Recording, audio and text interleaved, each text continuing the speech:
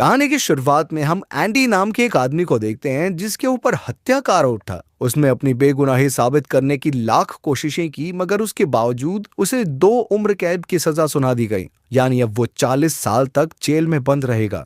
अपनी इसी सजा के चलते उसे शॉशैंक जेल में भेज दिया गया, जिसे पूरे देश में एक बहुत ही खतरनाक जेल माना जाता था। उधर जेल में रेग नाम की एक खूनी का इंटरव्यू चल रहा था, जिसके हिसाब से ये तय किया जाएगा कि उसे बेल मिलेगी या नहीं। अभी तक रेड उस जेल में 20 साल गुजार चुका था और अपनी पूरी कोशिशों के बाद भी उसे आज तक बेल नहीं मिली थी, जिसके बाद वो वापस अपनी जेल की जिंदगी जीने के लिए तैयार था। उसी वक्त जेल में कुछ नए कैदियों को लाया गया, जिनमें एंडी भी मौजूद था। उन नए कैदियों को देखते हुए सभी कैदियों ने ये शर्त लगाना शुरू कर दिया कि आखिर इनमें से कौन सबसे पहले रोएगा, जिस पर रेड ने अपने पैसे एंडी के ऊपर लगाए। और उस रात एंडी की बजाय एक दूसरा कैदी जोर जोर से रोने लग गया, जिसकी आवाज सुनते ही कैप्टन हेडली अपने साथियों के साथ तुरंत ही वहां पहुंच गया। असल में हेडली को कैदियों को पीटने में बहुत मजा आता था और उसने उस रात बड़ी बेरहमी से उस कैदी को कई घंटों तक पीटा। अगली सुबह सभी कैदियों को यह खबर मिली कि हेडली की मार के चलते उस कैदी ने अपनी जान ही गंवा दी। कुछ दिनों बाद एंडी को यह पता चल गया कि रेड बाहर का सामान जेल के अंदर ला सकता था और इसीलिए वो एक दिन रेड से मिलने के लिए गया। अब एंडी चाहता था कि रेड उसके लिए एक ईंट तोड़ने वाले हथौड़े का इंतजाम करे। रेड को लग रहा था कि शायद एंडी इसका इस्तेमाल जेल से भागने के लिए करने वाला है, और एंडी ने इस बात से साफ इनकार कर दिया। जिसके बाद रेड ने इस काम के लिए हामी भरते हुए एंडी को सिस्टर्स नाम की एक गैंग से सावधान रहने को कहा, जिनका लीडर बॉग्स आए दिन कैदियों को परेशान करता था। कुछ दिनों बाद एंडी भी ये समझ गया कि अब बॉग्स की नजर उसके ऊपर है। अपनी कैद के शुरुआती दिनों में एंडी का ज्यादातर समय कपड़े धोने या फिर सिस्टर्स से लड़ने में जाता था, पर इसके बावजूद भी एंडी और रेड के बीच में दोस्ती हो गई। वो दोनों अपना ज्यादातर समय एक दूसरे के साथ बातें करते हुए ही बिताने लगे। और जैसे ही छत पर काम करने के लिए भर्ती शुरू हुई तो रेड ने जुगाड़ लगाकर एंडी और अपने बाकी दोस्तों को अपने पास ही बुला लिया। और एक दिन काम करते हुए एंडी ने सुना कि हीडली को इस बार काफी ज्यादा टैक्स भरना था, जिस वजह से वो काफी परेशान था। अब यहाँ आने से पहले एंडी बैंकर था, तो उसने अपने दिमाग का इस्तेमाल करते हुए उसे बताया कि कैसे वो इस टैक्स को भरने से बच सकता है। साथ ही उसने कहा कि आप भर भी क्यों रहे हो खुद से, मैं भरता हूँ आपका ITR। पर इसके बदले उसे अपने दोस्तों के लिए चिल्ड बियर चाहिए थी, जिसके लिए हीडली पहले तो तैयार नहीं था, पर एंडी के तेज दिमाग को देखते हुए वो मान ही रहा। समय के साथ साथ एंडी ने जेल में अपनी पकड़ काफी मजबूत बना ली। कुछ समय बाद वो रेड के पास एक और अजीब सी डिमांड लेकर पहुंचा, और इस बार उसे रीटा हेवर्थ नाम की एक्ट्रेस के पोस्टर चाहिए थे, जिसके लिए रेड तुरंत ही तैयार हो गया। अगले दिन सिस्टर्स ग्रुप ने एक बार फिर से एंडी के ऊपर हमला कर दिया, और इस बार एंडी ने डरने की बजाय बॉक्स को धमकी देना शुरू कर दिया, जिससे बॉक्स और उसके साथी दोनों ही डर गए। पर एंडी को छोड़ने से पहले उन्होंने उसे काफी पीटा, जिसके चलते बॉक्स को 1 महीने के लिए अकेले अंधेरे कमरे में बंद कर दिया गया। और जैसे ही वो बाहर निकला तो हीडली ने उस पर इतना भयंकर हमला किया कि बॉक्स हमेशा के लिए अपाहिज हो गया। उधर जब एंडी जेल हॉस्पिटल से वापस आया तो रेड और उसके साथियों ने उसे कुछ पत्थर और उसी एक्ट्रेस रीटा का पोस्टर तोहफे में दिया। उधर जेल वार्डन सैमुअल को भी एंडी के तेज दिमाग के बारे में पता चल गया, और एक दिन छानबीन के बहाने वो एंडी से मिलने के लिए आया, जो उस वक्त बाइबल पढ़ रहा था। यह देखकर सैमुअल काफी खुश था, और छानबीन के दौरान भी कुछ नहीं मिला, जिसके बाद सैमुअल चुपचाप वहां से चला गया। अगले दिन एंडी को पता चला कि उसे अब जेल की लाइब्रेरी में ब्रुक्स नाम के कैदी के साथ काम करना था, और इसके बदले में वो पुलिस वालों की टैक्स बचाने में मदद करने वाला था। और जल्द ही उसे जेल की लाइब्रेरी को और बड़ा करने का आइडिया आया, और वार्डन से सलाह करने के बाद उसने सरकार को चिट्ठियां लिखकर इसके लिए पैसे की मांग की। धीरे धीरे एंडी आसपास की जेलों में भी मशहूर होने लग गया, और अब तो वो वार्डन की अपनी रिटायरमेंट को प्लान करने में मदद कर रहा था। एक दिन अचानक से ब्रुक्स को कुछ हुआ। ब्रुक्स आमतौर पर काफी शांत रहता था, लेकिन एक दिन अचानक से उसने एक कैदी को पकड़कर सभी पर चिल्लाना शुरू कर दिया। एक बार तो सब हैरान हो गए, लेकिन फिर उन्हें समझ आया कि असल में ब्रुक्स की सजा का समय खत्म हो रहा है, और अपनी जिंदगी के 50 साल जेल में बिताने के बाद उसे बाहरी दुनिया में जाने से डर लग रहा था। ब्रुक्स को समझाने के बाद एंडी ने इस हादसे के बारे में रेड को बताया, तो उसका कहना था कि ये जेल की दीवारें बहुत ही अजीब होती हैं, जो शुरुआत में तो काटने को दौड़ती हैं, पर बाद में कैदी खुद ही इन पर निर्भर हो जाते हैं। उधर कुछ दिनों बाद ब्रुक्स को जेल से आजाद कर दिया गया, पर बाहर आने के बावजूद भी वो जेल को भुला ही नहीं पा रहा था और अब उसे ये बाहरी दुनिया बहुत ज्यादा ही तेज लग रही थी, जिसमें ढलना उसके लिए बहुत ज्यादा मुश्किल था। पर उसने फिर भी एक दुकान में नौकरी करने की कोशिश की, पर वहां भी वो लोगों के बर्ताव को समझ नहीं पा रहा था, जिसके चलते उसकी परेशानियां बढ़ती ही जा रही थी। और फिर एक दिन ब्रुक्स इस बदलाव को और नहीं सह पाया।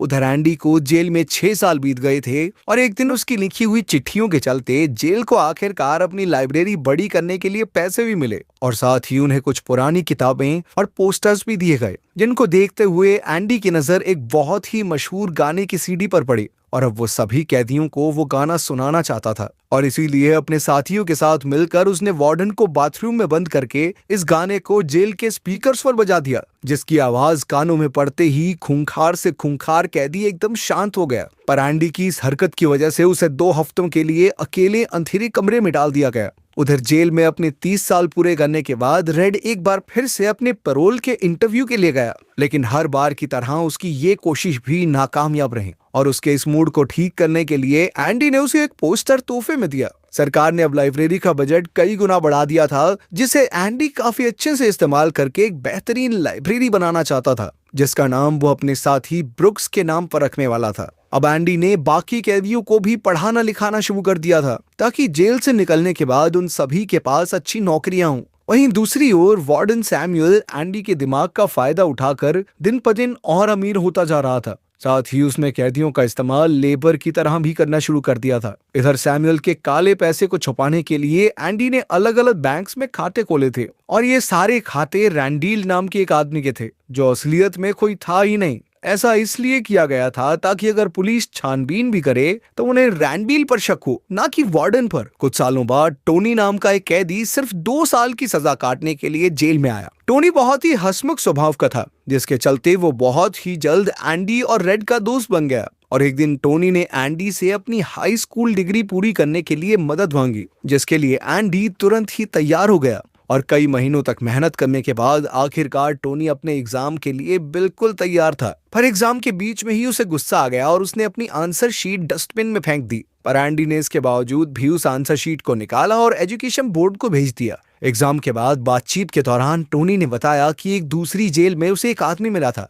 जिसने एक गोल्फर और उसकी प्रेमिका की हत्या का सारा इल्जाम एक मासूम बैंकर पर डाल दिया था। उसकी ये बात सुनते ही एंडी समझ गया कि इस हादसे का मासूम बैंकर कोई और नहीं बल्कि वो खुद था। एंडी ने तुरंत ही वार्डन के पास जाकर अपने लिए एक नए ट्रायल की मांग की, जिसमें वो चाहता था कि टोनी को एक गवाह बनाया जाए और सैमुअल को डर लगा कि अगर ये बाहर चला गया तो मेरा फायदा कौन करेगा, और इसीलिए उसने इसके लिए साफ इनकार कर दिया और साथ ही उसने एंडी को एक अंधेरे कमरे में 1 महीने के लिए बंद कर दिया। कुछ दिनों बाद टोनी को उसकी हाई स्कूल डिग्री भी मिल गई, जिसके बाद उसे जेल से बाहर ले जाया गया, जहां हीडली ने उसे जान से मार दिया ताकि वो एंडी की मदद ना कर सके। इसके बाद सैमुअल ने एंडी को जाकर टोनी की मौत की खबर सुनाई और उसका कहना था कि टोनी को गोली जेल से भागते वक्त लगी थी। पर एंडी इस बात को मानने के लिए बिल्कुल तैयार नहीं था और अब तो उसने वार्डन की मदद करने से भी साफ इनकार कर दिया। पर वार्डन ने धमकी देते हुए बताया कि अगर उसने ऐसा किया तो वो जेल लाइब्रेरी हमेशा के लिए बंद कर देगा। उस अंधेरे कमरे से निकलने के बाद जब एंडी रेड से मिला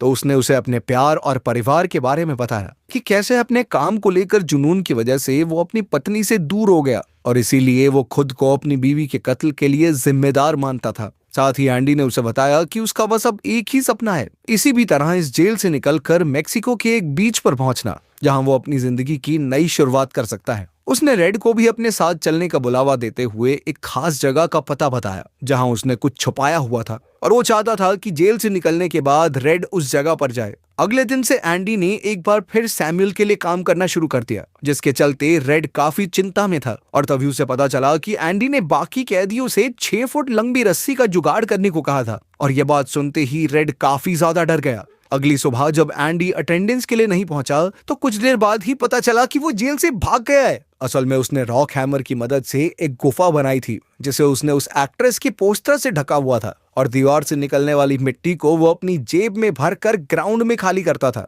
और बीती रात एंडी ने वार्डन के कई सारे जरूरी कागज और किताबें एक बैग में रख ली थी, जिन्हें वो अपने साथ ही ले गया। इधर जब सैमुअल और उसके साथी एंडी को ढूंढने में लगे थे, उसी वक्त एंडी ने वार्डन के सभी बैंक्स में जाकर रैंडील बनकर सारे पैसे निकाल लिए और साथ ही उसने वार्डन के काले कारनामों के सबूत भी एक मीडिया हाउस तक पहुंचा दिए, जिसके बाद चारों तरफ वार्डन के कारनामों की वजह से हड़कंप मच गया। साथ ही हेडली को टोनी के कत्ल के इल्जाम में पकड़ लिया गया और साथ ही उनके बाकी साथी भी फंस गए। पर जैसे ही पुलिस वार्डन को पकड़ने के लिए उस तक पहुंची तो वो गोली से मारा गया। खैर कुछ समय बाद रेड को एक पोस्टकार्ड मिला जो उसके पुराने दोस्त एंडी ने ही भेजा था, जिसका मतलब था कि वो आखिरकार मेक्सिको के बीच पर पहुंच ही गया। ये देखकर रेड काफी खुश था, पर साथ ही उसे अपने दोस्त की याद भी आ रही थी। कुछ समय बाद एक बार फिर से रेड के पैरोल का इंटरव्यू था, पर इस बार उसने किसी को भी खुश करने की कोशिश नहीं की, बल्कि उसने अपने किए पर पछतावा जाहिर किया। उसकी सच्चाई और ईमानदारी को देखते हुए आखिरकार उसे पैरोल पर छोड़ दिया गया। जेल से निकलने के बाद वो उसी कमरे में रुका जहां एक बार ब्रुक्स रुका था